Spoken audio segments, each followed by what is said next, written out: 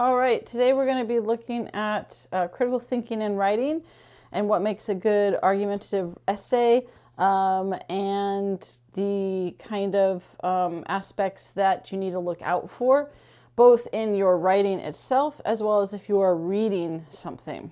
So this will be good in terms of tips for the paper and looking at when you're looking at an editorial or a newspaper or something on the internet. If you see these types of indicators that we're going to talk about, right, those are warning signs that the argument may not be as strong as it might first appear. So with essays, there are, let me get to the next slide here, if it's going to go, there we go. So what makes a good argumentative essay? There's 4 parts, and this is simplified to a bit because you could say there's 4 main parts and then you could break it down even further, but I don't want to get into the weeds of tiny details of things. We're kind of looking at the larger picture here. But I do have this checklist that we're going to go over as well, which you could argue then that's more than 4. So 4 big things and then some other things that kind of go into that. So statement of the issue. This is usually like the introduction where you're setting up like what topic you're going to talk about, or the author, if you're reading something, sets up what they're going to talk about. You don't ever want to just jump into the first argument where you haven't set the scene, because that'll confuse a lot of people. Right? If you're reading something on the internet and they just skip the whole, like, here's the topic I'm covering, then you're left wondering what is this about? So it is important to have an introduction. The key, if you're the writer here, is to avoid overly frilly writing. There some have been taught, like with introductions, that you should have a hook and it needs to be this crazy thing, and it doesn't. It's actually something that you want to actually look out for. If you start seeing someone just kind of going off in the introduction all over the place, that is an indicator that they probably either don't have a good argument or aren't really sure about the topic. And so you want to avoid that in your writing, as well as paying attention for it when you're looking for it. And throughout this, when we're talking about these different tips today, this works for both you as a writer and for you reading various arguments and wherever you're reading them, either or, right? So anytime if you're reading a paper or you're reading something in a newspaper or an editorial, right, this is, if you see this either way, it works for both, which is kind of nice, right? You figure out how to avoid these mistakes as a writer, and also how to catch them when you're reading different arguments as well. The statement of one's position on the issue, or thesis statement. This is what you're going to argue in the paper. So you always want to have that, or it should always have it in what you're reading if it's a actual argumentative essay. This isn't, like an editorial is not going to have a thesis statement. So more formal papers should have a thesis statement. More informal writings and arguments may not have a thesis statement. It is nice to have when they do, because the goal of the thesis statement is to tell the reader what you're going to prove in the paper. And ultimately, if you have that in a writing or something that you're reading, then you'll have a very clear idea of what the author is going to argue before you even get into the meat of the paper or the whatever that you're reading itself. And as a writer, if you're doing any kind of formal essay paper, it's important to have, because it sets up it sets the whole tone for the paper. And really, as a writer, one of the things that happens with this is that if you don't have a thesis statement in a formal paper, there is often the chance that you're not entirely sure what your argument's going to be when you start writing. And so it doesn't have the direction and guidance that a thesis statement gives. If you're following your thesis statement, it lays out the guidance and direction for your paper. And those who have a good thesis statement tend to have a solid paper that follows that. Those that don't have a thesis statement tend to kind of go here and then over there, and they're kind of all over the place because they didn't have that initial direction that was guiding them for what to do. So that's something to think about, not only in terms of if you notice a good thesis statement when you're reading something, that's great. That is something that you should pay attention to and say, okay, what is the author telling me that they're going to argue in this paper or this letter or whatever it is that they're doing. Again, informal things like that, it'd probably be an essay. It could be for, even with newspaper articles, they often don't have essays. It's usually, or thesis statements, it's usually formal essays. But if you do see one, if someone is really trying to lay out a precise and clear argument, they often will have a thesis statement, and it gives you an immediate setting for what the paper is going to be about. Arguments that support one's position.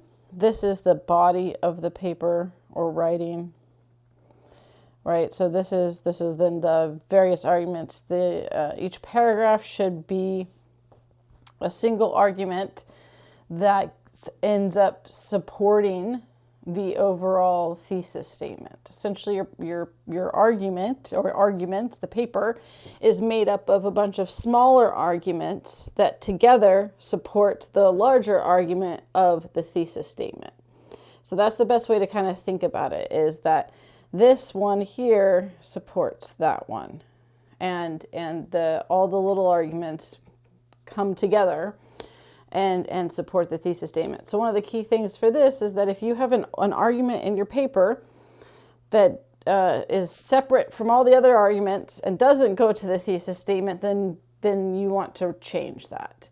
Every single one of your paragraphs should be a single argument that combined together supports the thesis statement. So it's a good check, right? It's also a good check if people run out of arguments. I've seen this too, where I'm reading something on the internet and they're making an argument about something, and partway through you have a paragraph that kind of just goes off. It's still on the topic, the overall topic of the paper, but it switches either to summary, which is very common. It's probably actually the most common thing that happens, is that they switch to just describing stuff, which isn't an argument. Then you've moved away from making a point and proving it, and you're now just describing information. Or they kind of go off on a tangent and start talking about something else that really doesn't have to do with the central theme of what the whole reading was actually trying to prove to begin with. And that can be either because you just get distracted, or that they ran out of things to prove and support. They didn't have any more arguments to back up what they were saying, which is also something to pay attention to, because it sometimes is done intentionally as a distraction.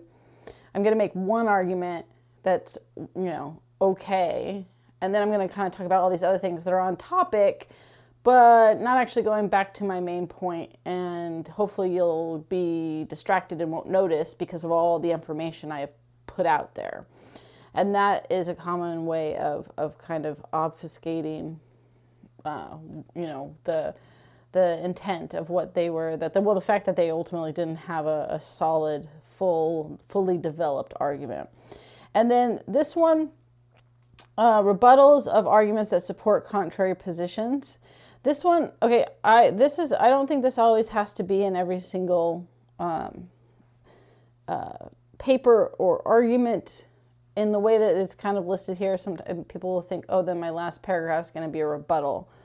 It's going to, talk about all the other viewpoints and put them down. This can be done throughout the paper by making your point and supporting it well.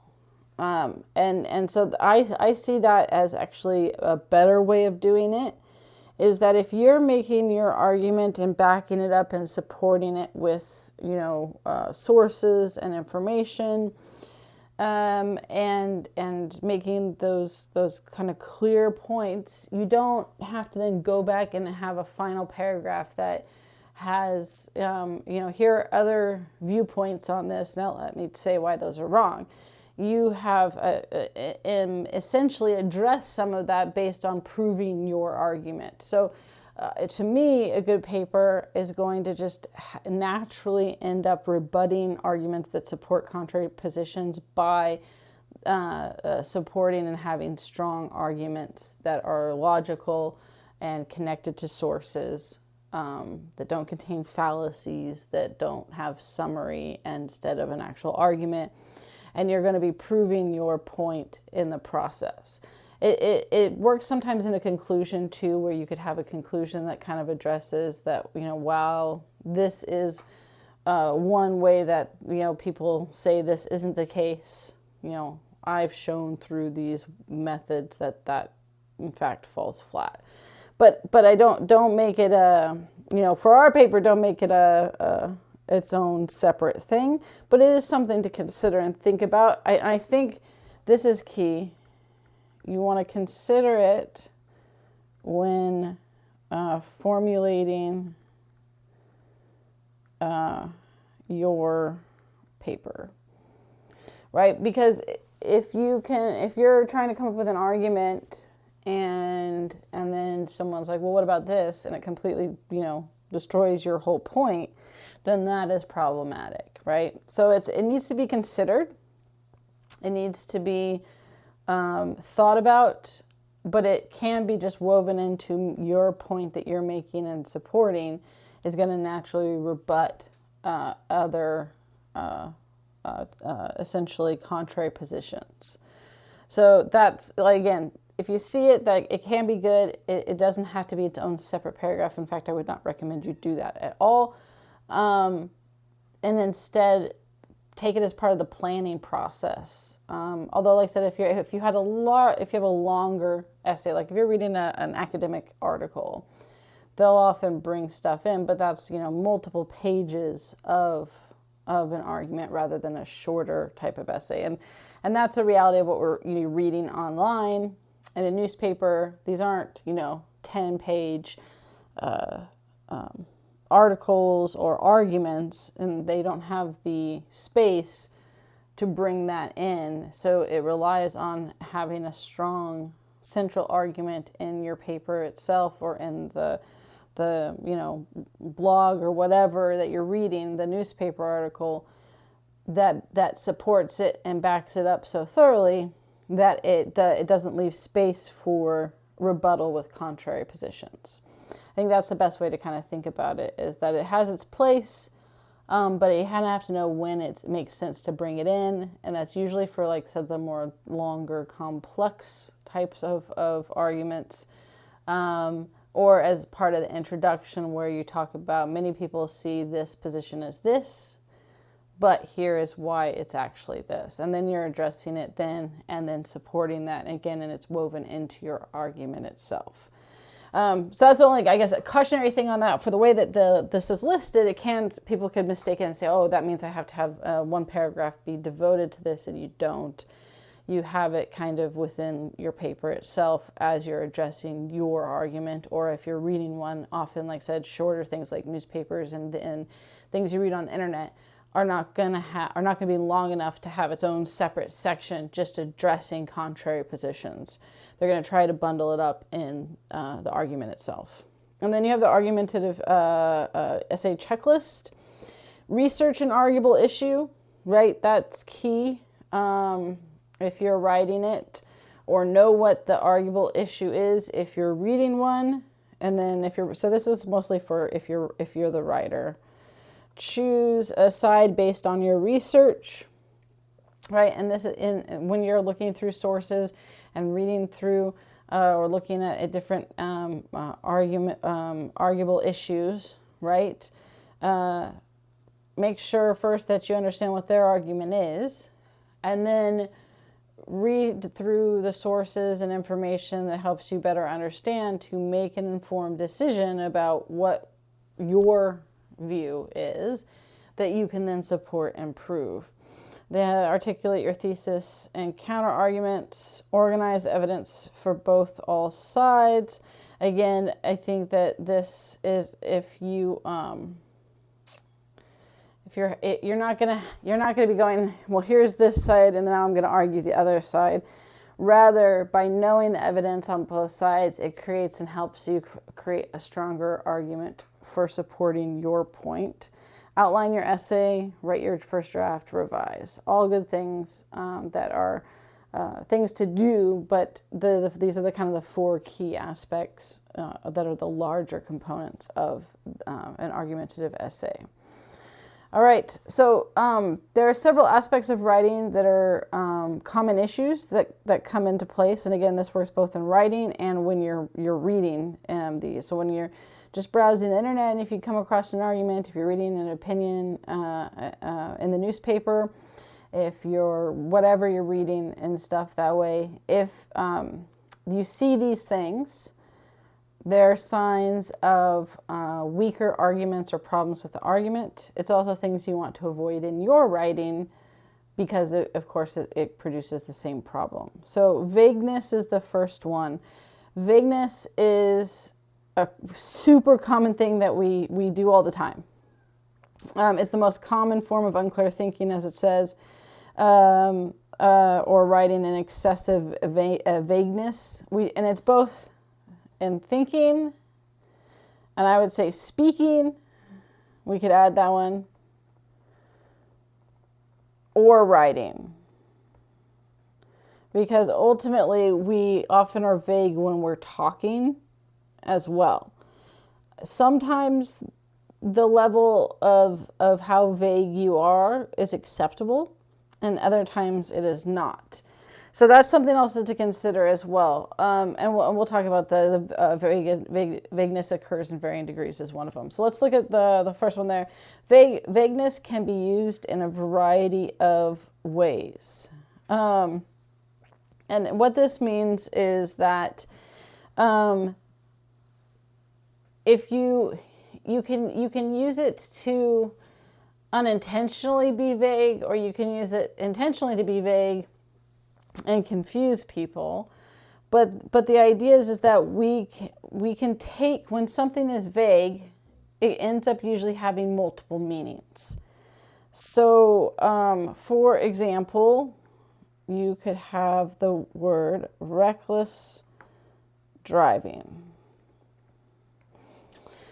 Right, the issue with the word reckless driving is what defines reckless, right? There's a couple things with this one. One is just what defines reckless, because the people have, even if you look up the definition in the dictionary, in practical application, people have different definitions of what reckless means in terms of drive, in connection to driving.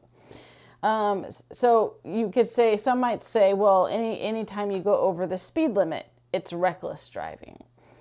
Others might say, well, it's not reckless driving if you go over the speed limit if the conditions permit it to be safe, right? Some states have that rule that if the conditions allow for safe driving, that it is acceptable to go over the speed limit up to a certain point. But there is this ambiguous line, by cops at least, if no one else, of where that line ends, where then it doesn't matter what the conditions are, it's reckless driving. But again, it's an ambiguous line because it's different for different people. It's probably different in different states what that is. I guarantee you how far over the speed limit you can go and likely not get a speeding ticket in California is very different than Oregon, where they're much stricter about you going over the speed limit, right? And so just even that definition then of reckless driving is different. You can also have reckless driving where you're going under the speed limit too much. It's not in the traditional sense, but it still is considered reckless because of the danger that it can create by going too slow, right? So that's the problem, right? Is that there isn't a clear cut of what, no one has one single definition of what reckless driving means. It's saying like at this speed, this is reckless. So instead, if you wanted to be more precise with the language when you were describing reckless driving, you could say that they were going too fast to be safe for the conditions of the road and weather. You could say that they were going 10 miles over the speed limit, which is considered reckless driving. Even then, though, if the conditions that are safe for the weather, that could also be argued. But if you were saying, well, this is over this speed, this many miles over the speed limit is considered reckless driving because it is not considered safe for the conditions, no matter what they are. You're getting more precise and kind of working your way towards that language. But even then, it can be difficult sometimes because it does vary. Another example is like the definition of bald. I mean, we all know bald, someone's bald, right? They don't have any hair. And someone who has hair, lots of hair, is not bald. But there is a middle point where, let's say someone who's losing their hair, at what point do they go from having hair to balding to bald, right? Where is the line? Is it zero hair? Is it where you start having to shave your head that you are now bald, but you still can see hair on the sides, even though maybe the middle is balding, right? There isn't a clear-cut definitive point of where one becomes bald. And so this just say one's bald is vague. However, with this, common speech, if someone said, oh, he's bald, most of us would understand what that means. And this certainly goes in again to the varying degrees of things, is that, we are vague in our conversations, and it can be perfectly acceptable and doesn't need any clarification. If I told you, oh, this person is bald, no, I don't think anyone would be like, wait, what does that mean? Right? Because we've accepted the vagueness of the word bald to be a generalization of someone who is not have a full head of hair in general, right? If you have hair, and there's not even a way to define it, essentially, because you're trying to describe, well, where is that? It probably varies for people to a degree, but for most cases, if someone's claiming someone's bald, then people are going to have enough to know what that means if they were trying to find that person. And so that is something to keep in mind, is you can't ever, you would talk like a robot, you would talk very bizarrely if you were always using 100% precise language. It would be really difficult. It's just the way with the lexicon and structure of how we talk, vagueness is going to be part of that. The key, though, in writing then is to make sure you're aware of that and that you don't get to a point where vagueness is a hindrance to actually making a point, or sometimes intentionally used to avoid making a point. And this is where this leads to. Vagueness is often intentional and used as a way to avoid a clear and precise answer. This is very common, right? There's just normal conversation with it where there's no attempt to be deceptive. And then there is the intentional vagueness, and this is done with politicians. It's done in writing all of the time. And it is a warning sign. If you're reading an article that's making some type of argument and they're incredibly vague with everything, then that is not a sound, valid argument that they are making. They are intentionally using vagueness as a way to get around either not having an argument, not researched it and being able to prepare to talk about it, or just don't want to, that's the position they want to present, which is a very common thing like with politicians. Like they want to present a specific point of view or argument, but they know that they can't really make it, so they just become vague with it so that you get out of having to actually support and back up your argument. Politicians, like I said, often resort to this when they don't want their audience to know exactly where they stand, right? When they're trying to get enough voters. So they try to obscure any kind of fully detailed answer that would set that, people clearly knowing, okay, this is exactly what they believe, because that will alienate some voters. And so if you try to keep it more middle ground where it's vague enough that people can interpret it either way, right, then can potentially could get more voters, or just annoy people because it doesn't ever feel like you're taking a position. It's a fine balancing act between having it be in the middle where people can interpret it either way they want, and having people say, oh, they don't have any kind of point of view. Vagueness occurs in varying degrees. And it's impossible to be precise, as I mentioned, all of the time. We live with vagueness without an issue, and it's not a problem. But it's important to know when it works and when it doesn't, when it becomes a problem, and especially in terms of an argument or when you're writing a paper. So example of this would be if we said, like, Butte City is a very small town. That's usually enough to... Oh, that went dark, sorry. Let's see here. Butte City is a very small town. Okay, so that's usually enough to people would know what you meant. Oh yeah, okay, it's a small town. However, this can become problematic if you then are trying to, or just have a misconception. Like if I came from a really small town that only had 200, 300 people in it, right? And you told me it was a very small town, I might automatically think that's the size. If I came from a big city, I might think a very small town has 20,000, 30,000, 40,000 people in it. That's a huge variance and difference in understanding that. Again, usually it's within the context of people that you're talking to are going to know what you mean by small town.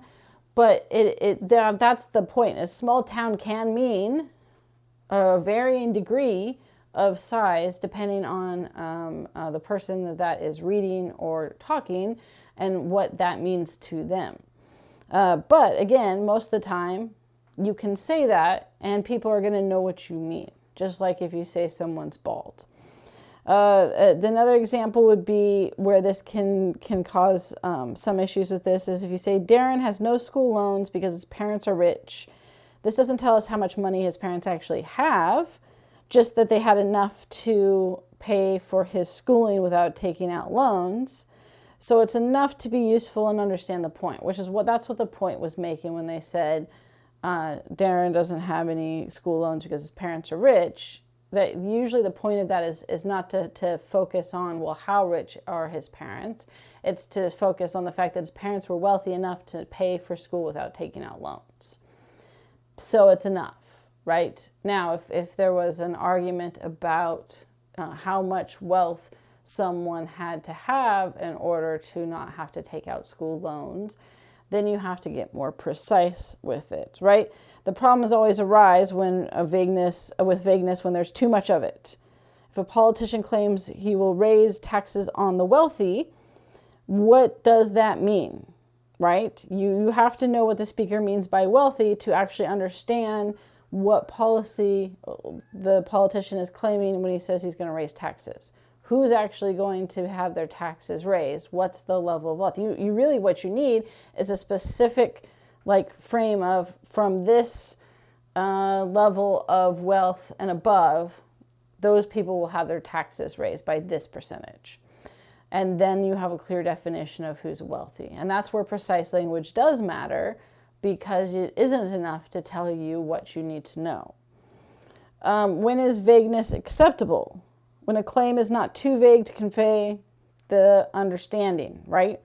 So there are times when it works that, you need to be specific enough to back up your points, make an argument, support it. But it doesn't mean you have to scrutinize every single word to determine if that's vague, if that's considered vague, right? You have to determine does this make the point that everyone is going to understand within the context of it? Or do I need to be more specific because this sentence is so vague, it doesn't mean anything. That's a very common thing in writing, is that people, when they don't know what to say and they don't actually have a strong argument, they'll write a really vague sentence That the most vague is like when someone writes a sentence that you literally could be applied to almost anything. And I've seen that plenty of times where it's a sentence and you go, I could take this sentence out of this paper and I could put it into any context and situation and it would pretty much work. That is super vague, and it happens. And then there's medium vague, I suppose, which is like you can't put it in every single context, and I know what the topic is, but it's still too vague that it doesn't actually say anything. It just establishes the topic or re-says what was already stated in a vague kind of way, right? So there is the importance of making sure that you are specific enough that or if you're reading something, that the person that is making an argument is specific enough that you can fairly assess his or her claim. If you cannot fairly assess his or her claim or argument, then it is not an acceptable level of vagueness. So that's probably the best way of is can you fairly assess the writer's claim or argument, right? If you can do that, then it's probably an appropriate level of vagueness. All right, the next one is, and I skipped these. This is some vague answers, right? What time is it? Still early. What time are you leaving? A little later. Do you want to watch a movie? That's an interesting question. Will you ever have concrete answers? I'll think about it, right? So the vague answers here that never actually answer the question fully, that you don't really know because they never actually fully get to, or they're never specifically answering the question. What time is it? It's still early. Again, that could be a broad swath of time. If you were asking what time it was and the person in the context knew, because you were trying to figure out if you had to leave yet, and they said it's still early, that might be an acceptable level of vagueness. But if you're just saying, hey, do you have the time? And someone says, oh, it's still early, that doesn't help you at all, right? So it also shows you those varying degrees. The next is ambiguity, which is a word, phrase, or sentence that is said to be ambiguous when it has more than one meaning. And that's that, the other way it's written here, one possible meaning or interpretation. And then this says that the multiplicity of meanings can result from inherent vagueness of language, contextual nuances, or structure of sentences. Right? The example they give here is when someone opens a gift and says, oh, you shouldn't have. It creates an ambiguous situation. The giver might wonder, do they genuinely like it? Or do they not like it, which is why they're being honest and saying you shouldn't have, right? Usually tone, if it's spoken, helps with ambiguity. The problem when it comes to reading and writing is that we do not have the writer's tone. You have some. There is tone in writing, but you don't have it in the same way as spoken word, right? If I said, oh, you shouldn't have it, so thank you so much, right? Like, then I'm saying, like, oh, I think they spent so much. They shouldn't have spent so much on me. Oh, you shouldn't have, right? My different tone and voice is going to tell you whether I like the present or not. But if someone just wrote that, right, and you'd either have to look for context clues in what else they wrote, and does it have it somewhere else in there that makes it clear that they liked it or didn't? And if they don't have that, then it's not going to help you at all, because it could either mean they like it or they don't like it. Right, and that's what this says. Most of the time, interpretation that a speaker or writer intends for a claim is obvious, but ambiguity can have consequences. And I would say it's more obvious when it's a speaker than when it's a writer. So examples of, let's go back to this real quick before we get to the types of ambiguity. So an example of this that was intentional is way back when John Edwards was running for president. He was asked a question on Meet the Press, and the question was, why don't you support gay marriage? And John Edwards answered, well, I guess it was the way I was brought up. The problem with that is the question was ambiguous, and it gave him an out to not take responsibility, because there's two ways that question can be interpreted. It could be a question about the cause, the explanation for one not supporting gay marriage, or it might be about his reasons, his argument for not supporting it.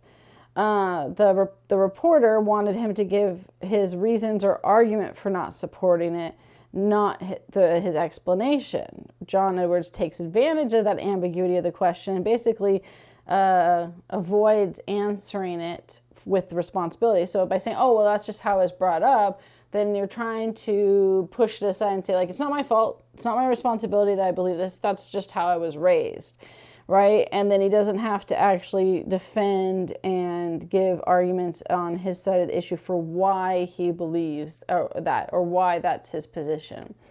That's actually a more argument or reason than just, oh, that's how I was raised kind of thing. So ambiguity can be in questions. Ambiguity can be in in just regular answers or writing. It's a very common, again, as a way to make it sound like you've answered the question or you've made an argument when you don't actually have a concrete one. So if you see the evidence of ambiguity in something you are reading that's trying to make an argument, you should be wary of that argument, because they're probably using ambiguity to avoid. They're trying to make it sound even more than vagueness, because all of these are very similar. Vagueness, ambiguity are both they're not the same, but they're similar and they work in similar ways.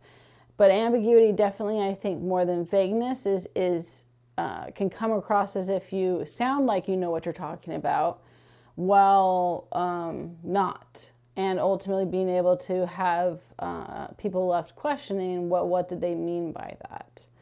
Now, for that, let's look at the types of ambiguity. You have semantic, grouping, and syntactic. And here they call it, on the image, lexical is the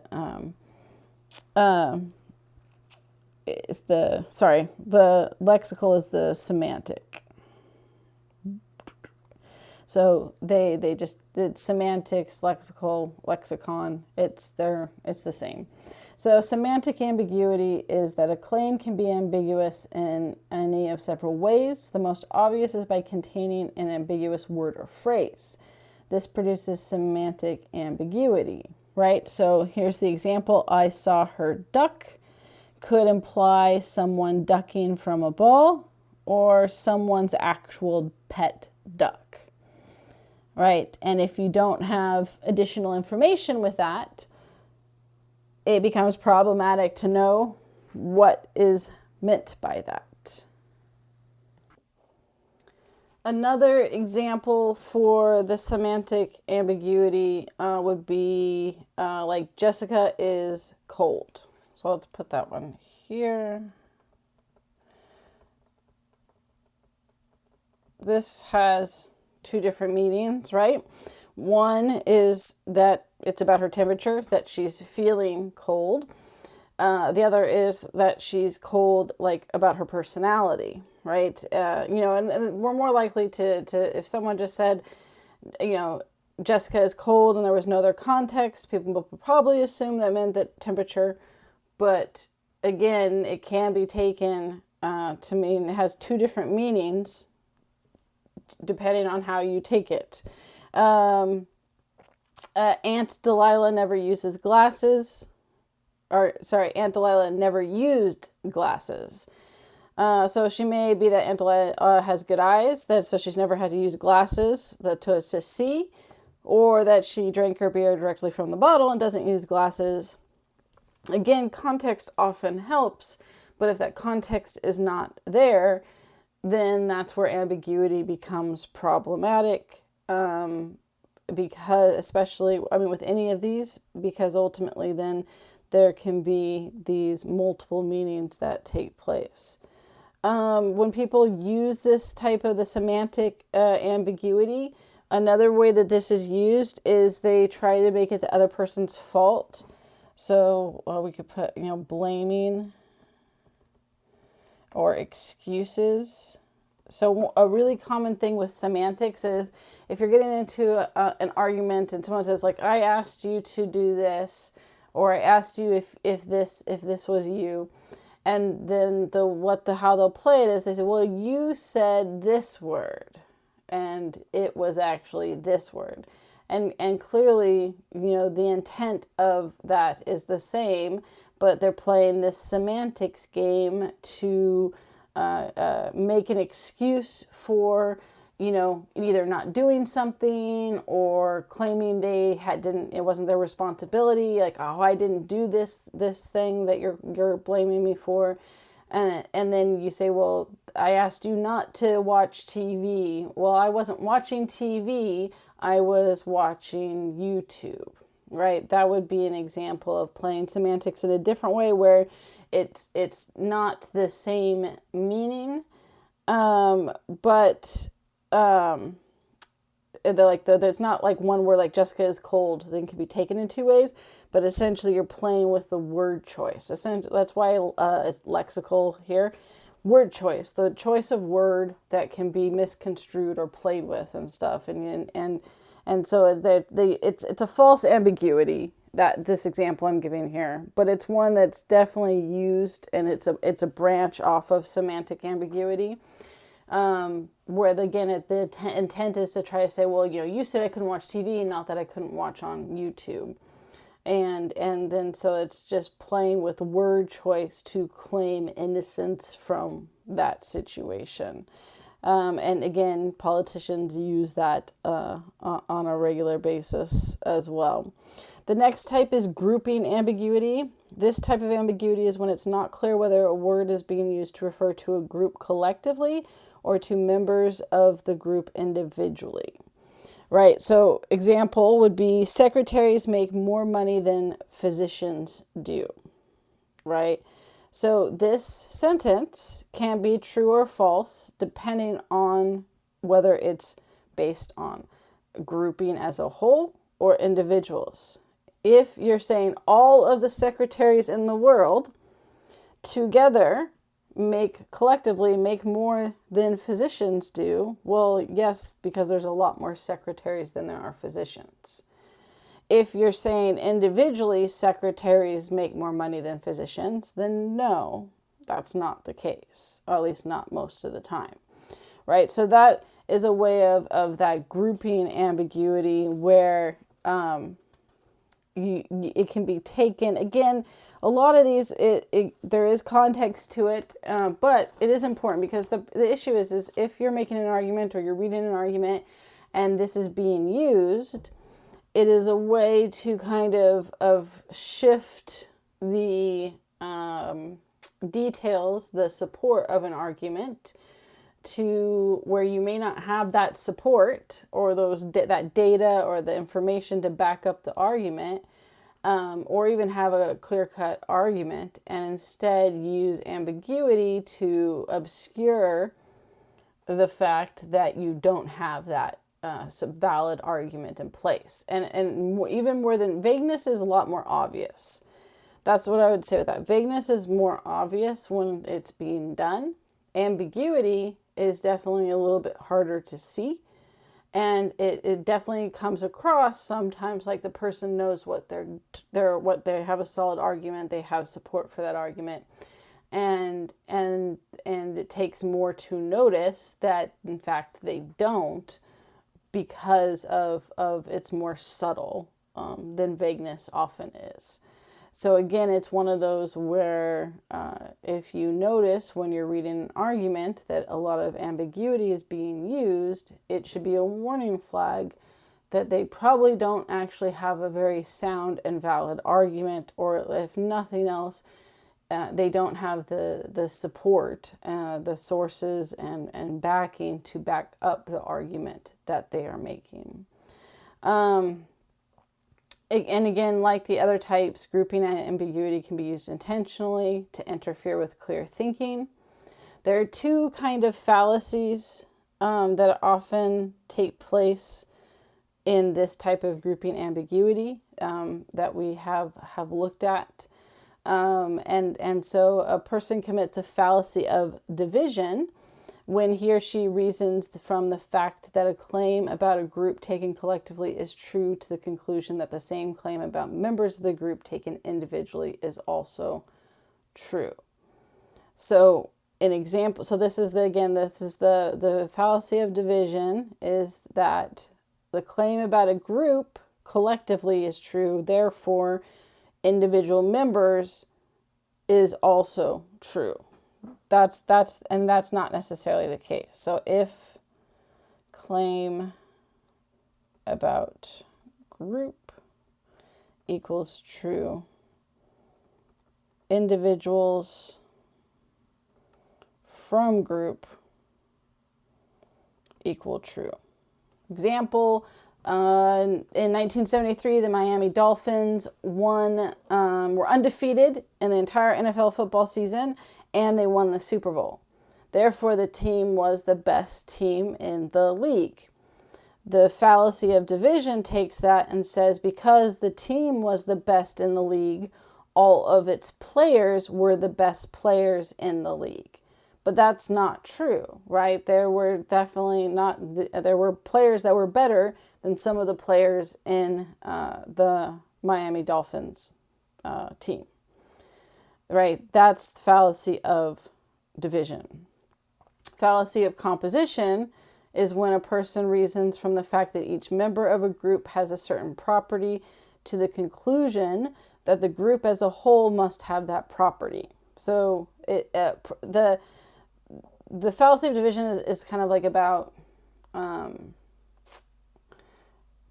it can be about a group and stuff. I think the fallacy of composition is to think about it as, it's not just about like the people, it can be, but about something about a component of the group, right? So a certain property, maybe a better word is that each member of the group has a certain aspect to that group. There's a conclusion about some aspect of the group, and therefore of individuals, right? And therefore the group must have it. It's the reverse of this too. So because it goes the individuals, if an individual of a group has some component, I don't know if component is a better word than property, or property to it, right? Some kind of makeup is the idea with that. Then the group as a whole has it as well. That's probably the best way of putting it. So if an individual or group has some kind of component or property to them, then the group as a whole has it as well. Example of this, individual Congress members often actually are poll very well. But Congress as a whole does not poll well, right? Individual Congress members are more popular than Congress as a whole.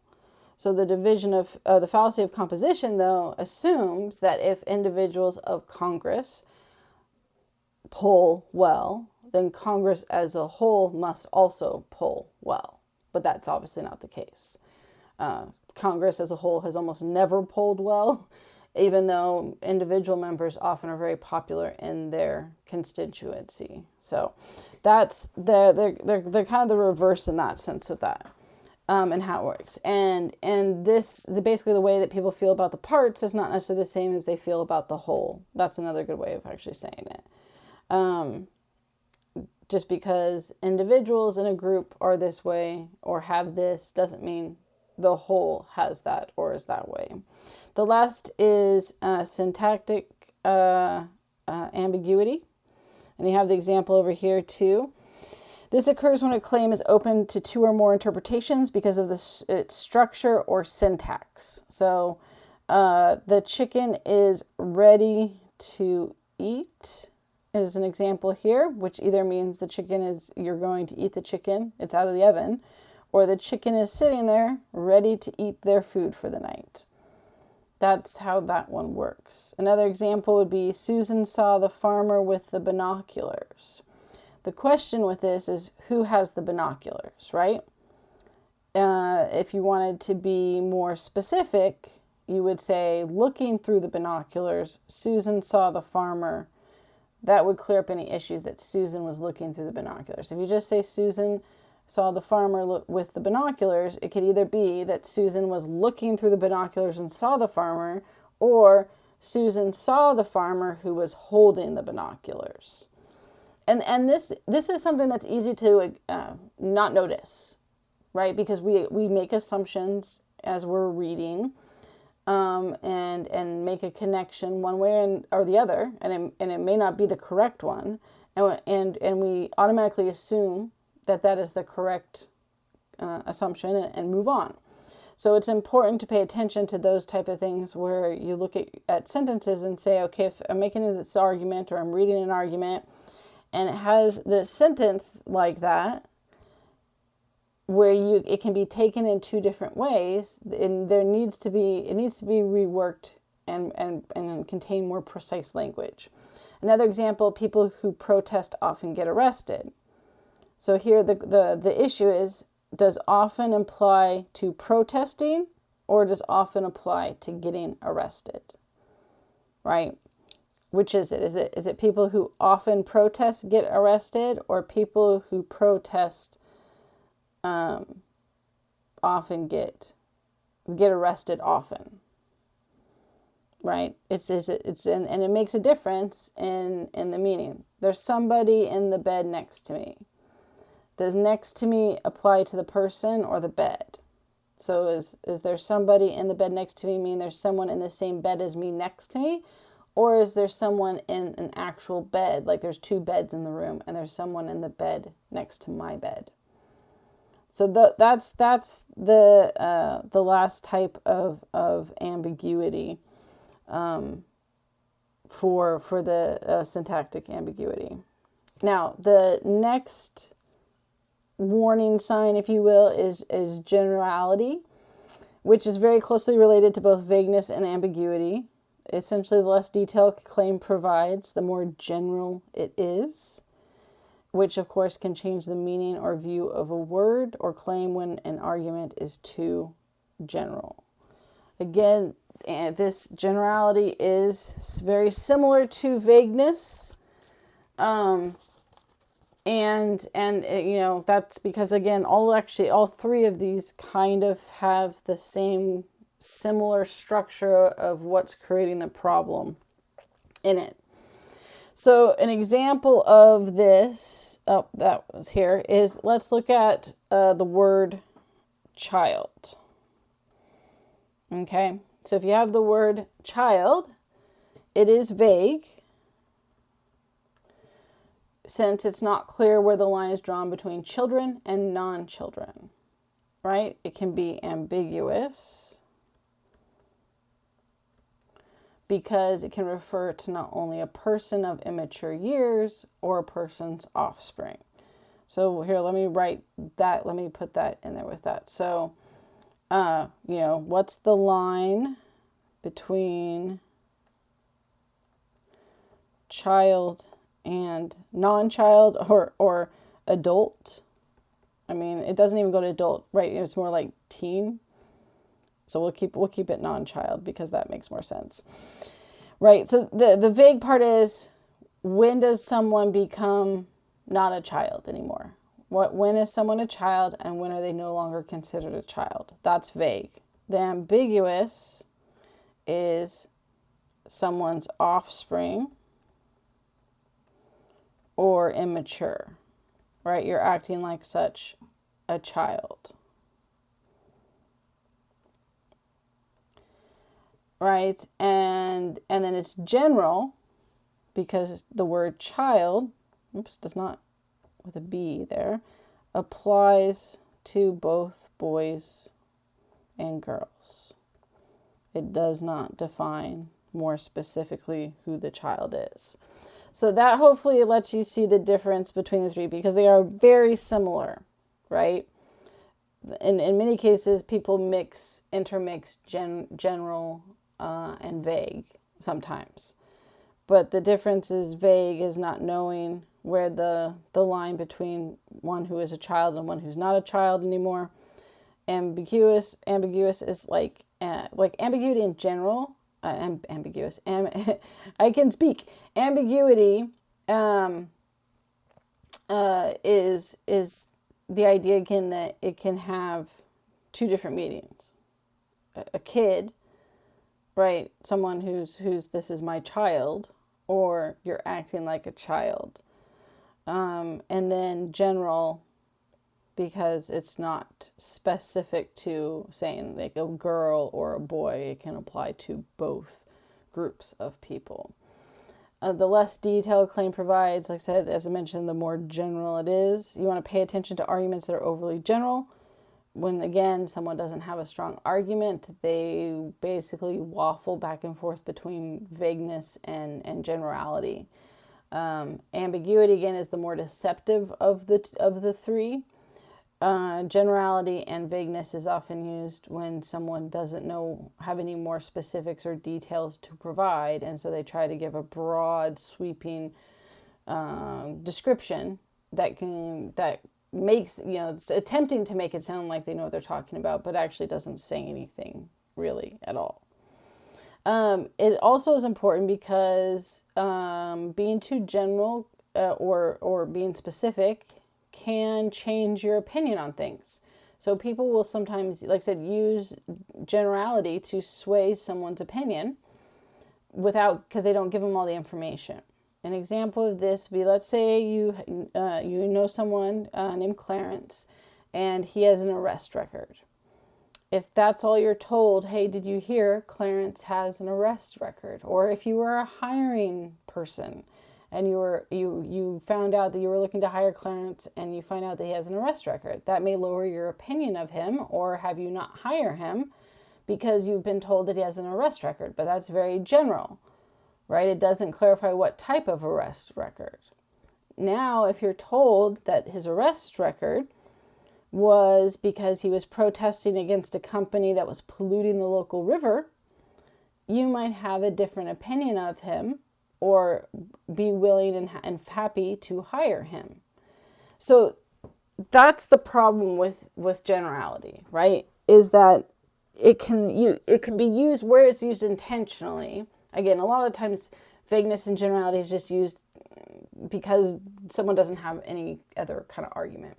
But it can, if it's being used maliciously, if you will, it's done to try to sway you to one interpretation over another, right? And people know if you tell someone that, oh, they were arrested or they have an arrest record, and that's all you say, people know that people are going to take that poorly for the most part.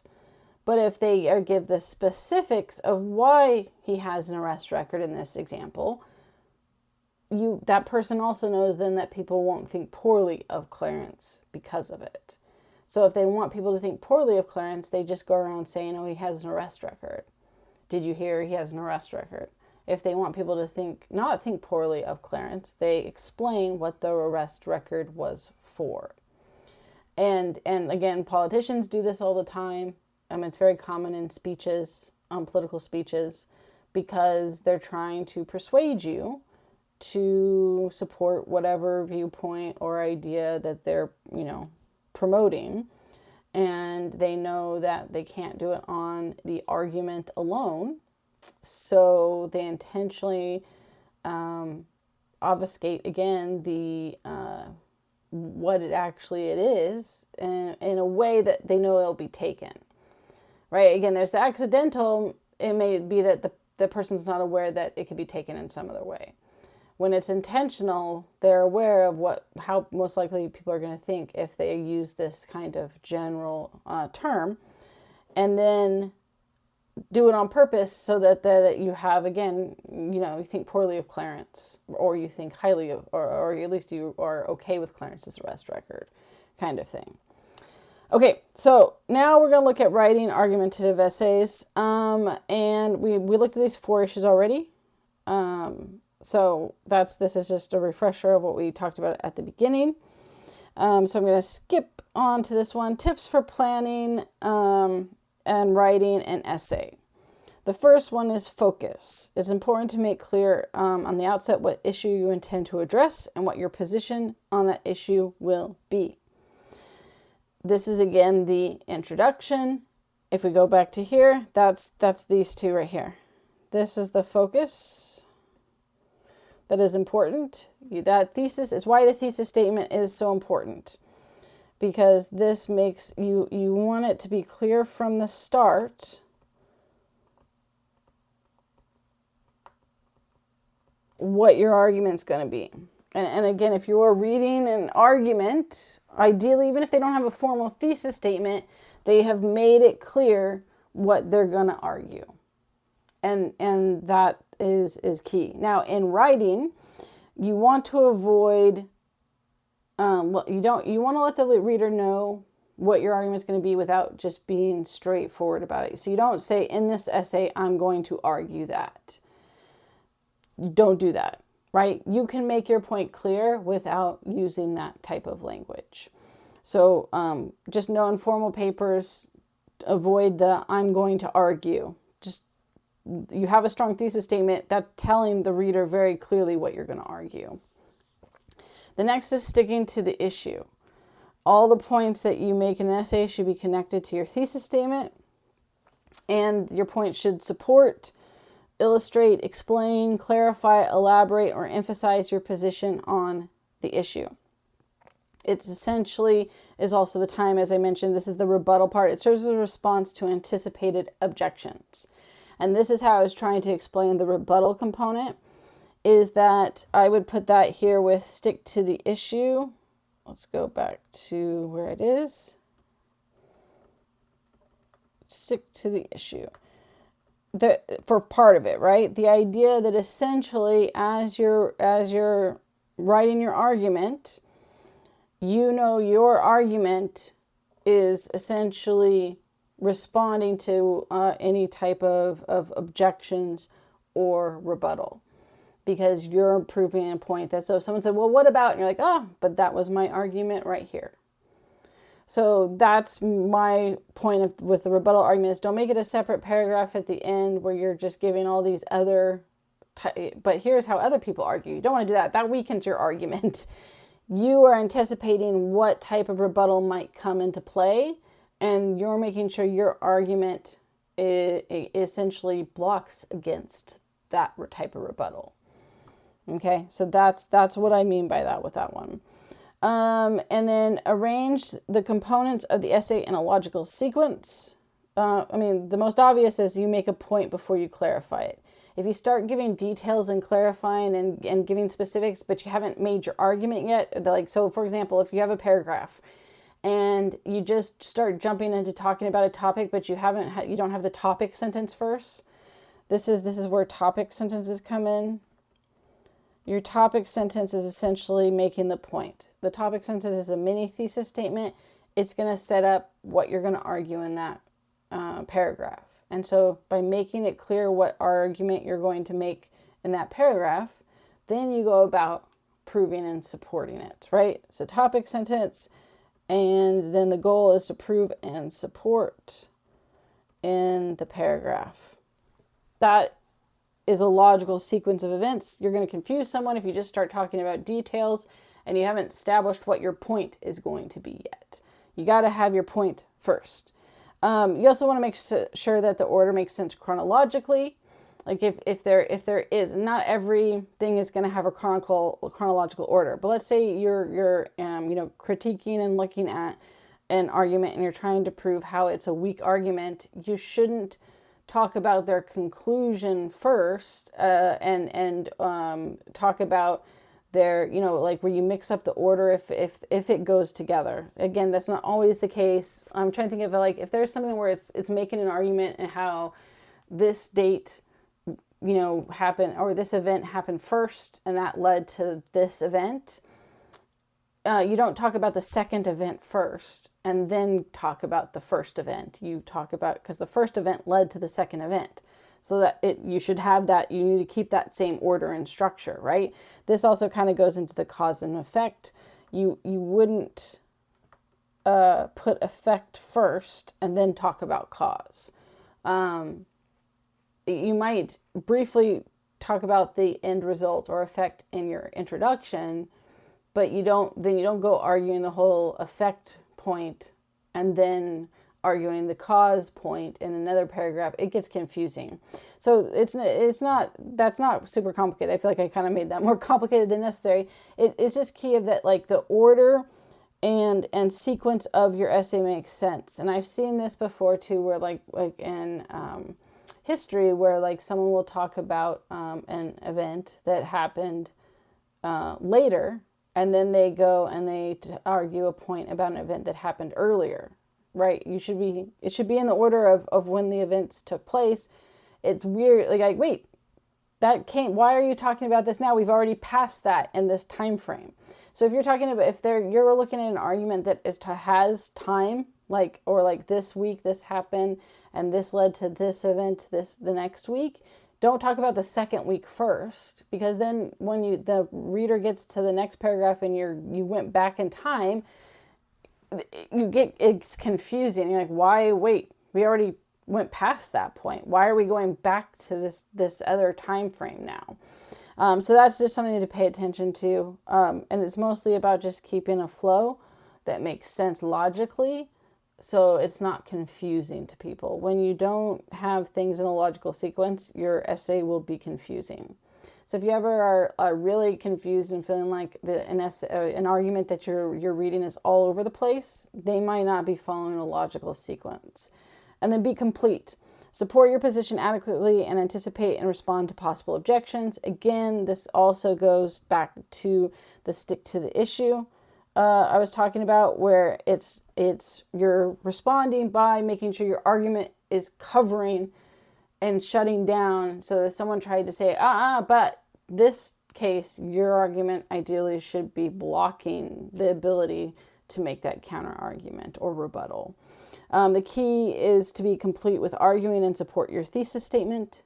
By the end of your paper, your paragraphs together should have supported your thesis statement. If they don't, then your paper is not complete, right? You've missed a step there. The next is good writing practices. So, and this is why we're doing some of the assignments and stuff, right? Outline the structure of your paper. And of course, the reason is an outline is important because it creates a logical framework and sets up what each paragraph is going to be about and how it's directly related to the thesis statement. It also helps you make sure that you have the whole picture and ordered thought process, right? If you outline your paper, you get the whole picture of what your argument is going to be. And that lets you look at it from, step back and look at the whole and say, okay, does this make sense? Am I missing something? It also makes sure that you're ordering so that hopefully if you are out of like chronological order or it's not a logical sequence, you'll see it.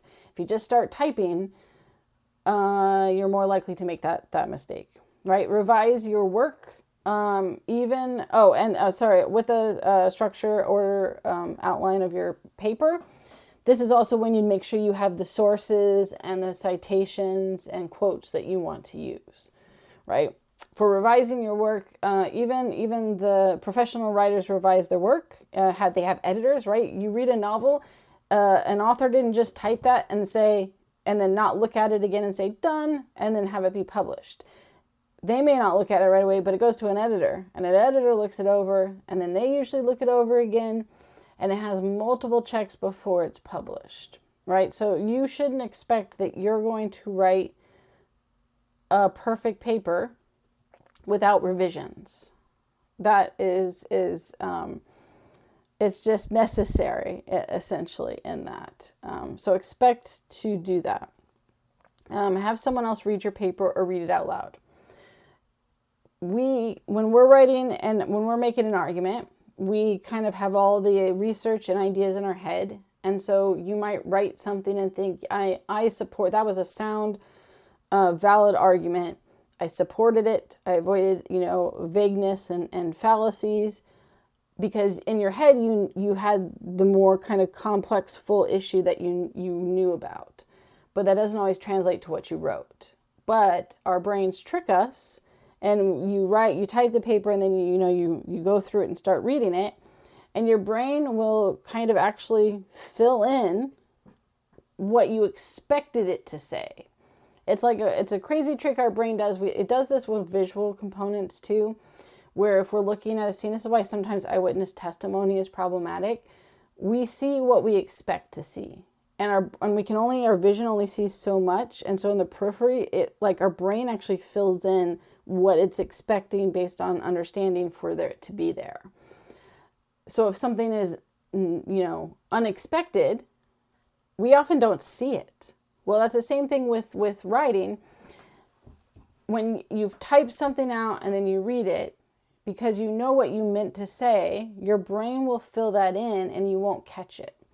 So if you can have someone else who obviously didn't write it, read it, they'll catch those things that your brain just skips over. If you don't have someone who can read your paper, the next best is to read it out loud, because the act of actually having to say the words out loud will catch things that your brain would skip over silently. If you trip over a sentence, if you're reading a sentence and you struggle to say it smoothly, you want to mark that sentence and come back to it, because it probably has some issues. It's awkwardly written. You're more likely to catch when an argument doesn't make sense when you read out loud. So it's the next best thing and works really well. It's the tactic I've used many times after I've written something, is if I need to make sure it's well written, is that I read it out loud to make sure if I don't have someone that can look it over for me. Once you have finished your essay, put it aside for a day and then read it again. This is kind of like the having someone look over it or reading out loud. Giving some time from when you created to when you reread it also prevents your brain from tricking you. You're more likely to see mistakes or issues with your argument that you otherwise would not. And then essay types to avoid. So the windy preamble. This one is a type of writing that avoids getting to the issue and instead goes on at length with introductory remarks. Long introductions. Right? It's often about how important the issue is, how it has troubled thinkers for centuries, how opinions on the issue are many and various. This is, I mentioned, the kind of flowery, where you just go on and on. Your introduction should be short and sweet and to the point. When someone doesn't have, a solid argument or not a very long argument, the way to pad it is to just go on in the introduction with a lot of flowy words that sound nice and don't really say much. You also want to avoid when in the course of human events. The idea of you just don't be dramatic with your introduction. You don't want a windy preamble. You don't want a long introduction. You want to get straight to the point, introduce the topic briefly, and have your thesis statement. You don't need any of the other stuff. It is a distraction. And it's the same thing if you're reading an argument and they write this super long introduction, you should be asking yourself, why are they trying to distract from the argument? Because that's what it is. It's trying to make this really nice introduction to distract from everything else, right? You'll be so impressed with my less important facts and summary and talking about how it's so important that you won't realize that my argument is weak, kind of thing. The next is stream of consciousness. This is an essay that results when writers make no attempt to organize their thoughts and simply write them out in the order that they come to mind. Right there, this is not going to have a good solid argument. It's not going to have support and information that backs up and proves your point. It's just going, and also usually sentence structure is horrendous because someone's just writing everything that's coming to their mind and not considering the structure and style. This is why outlines are so important, because it helps you structure that so you don't create that. I would say the stream of consciousness ramble often happens when you don't have a thesis statement or outline, right? Because you don't have that initial structure to make sure that you have ordered it in your head of what you're going to do.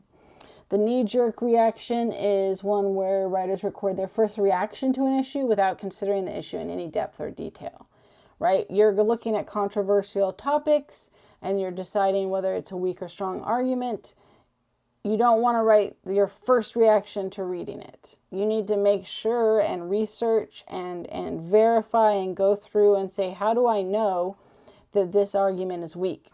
How do I know this argument is strong? Especially because we've looked at so many different techniques that are used to fool us, right? You get caught up in the vagueness of it. You fall for a fallacy and don't realize that, or you fail to notice that the argument lacks credibility, right? Whether that's from the website it's from, the author it's from, the viewpoint it's trying to prove. There's so many traps where when we do the knee-jerk reaction, we fail to critically think.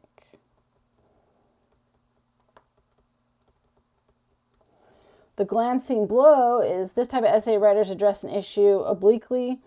If they are supposed to evaluate the health benefits of bicycling, they will bury the topic in an essay on the history of cycling.